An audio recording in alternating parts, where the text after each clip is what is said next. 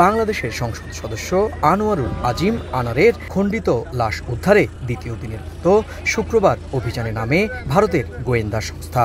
কলকাতার অদূরে কাশীপুর থানার ভাঙড়ের বাগজোলা খালে নেমে চালানো হয় ব্যাপক তল্লাশিও। নামানো হয় 1 ডজনেরও বেশি ডুবুরিকেও।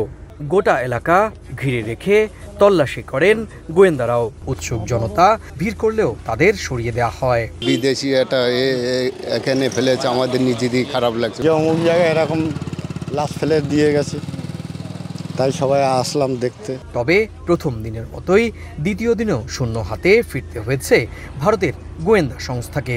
প্রায় 2.5 ঘন্টা তল্লাশি চালিয়েও খণ্ডিত অংশের খোঁজ পাওয়া যায়নি। কর্মকর্তারা জানিয়েছেন, জিহাদ যে জায়গা চিহ্নিত করেছিল সেখানে কিছুই মিলছে না।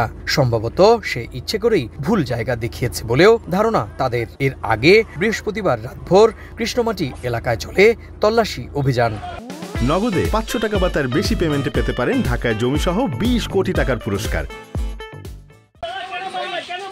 এর আগে এমপি আনার হত্যায় জড়িত অভিযোগে কলকাতায় গ্রেপ্তার জিহাদ হাওলাদারকে শুক্রবার বারাসাতের জেলা আদালতে তোলে সিআইডি।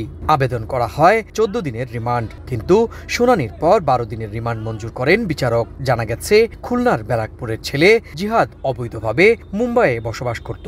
পেশায় ছিল একজন কসাই। এটা নৃশংস হত্যা। এই নৃশংস হত্যা ক্ষেত্রে এদের অ্যাকচুয়ালি যে ঘটনা অদূর ভবিষ্যতে ঘটতে চলেছে আপনারাও দেখতে পাবে। এদেরকে খুব যাবজ্জীবন কারাদণ্ড, অর্থাৎ till the last breadth of their life, মৃত্যুর আগের দিন পর্যন্ত হয়তো কারাবাস করতে হবে, আর না হলে ফাঁসি হবে। সিআইডির প্রাথমিক জিজ্ঞাসাবাদে জিহাদ জানায়, 2 মাস আগে এমপি আনারকে হত্যার জন্য তাকে কলকাতায় আনে আখতারুজ্জামান শাহিন। খুনের সময় আরও 4 জন বাংলাদেশি এই ফ্ল্যাটে ছিলেন। কিলিং মিশন শেষে মরদেহ টুকরো টুকরো করে ব্যাগে ভরে গুম করা হয়। ভারতীয় সংবাদ মাধ্যম বলছে, নারীর প্রলোভন দেখিয়ে ফ্ল্যাটে ঢুকিয়ে হত্যা করা হয় এমপি আনারকে। নৃশংস এই হত্যাকাণ্ডের জন্য 5 কোটি টাকার চুক্তি করা হয় বলেও জানায় ভারতের বেশ কয়েকটি গণমাধ্যম। ডিজাস্টার ম্যানেজমেন্ট, সিআইডি এবং রাজ্য পুলিশের এসটিএফ সহ প্রায় শতাধিক গোয়েন্দা কর্মকর্তাদের রুদ্ধশ্বাস প্রায় 2.5 ঘন্টা অভিযানের পরেও মিলল না খুন হয়ে যাওয়া আনারের মৃতদেহের খণ্ডাংশ। তবে তৃতীয় দিনের মতো আবারও অভিযান শনিবার শুরু করবে সিআইডি। কলকাতার অদূরে কাশীপুরের ভাঙড়ের বাগজোলা খাল থেকে সুব্রত আচার্য, সময় সংবাদ।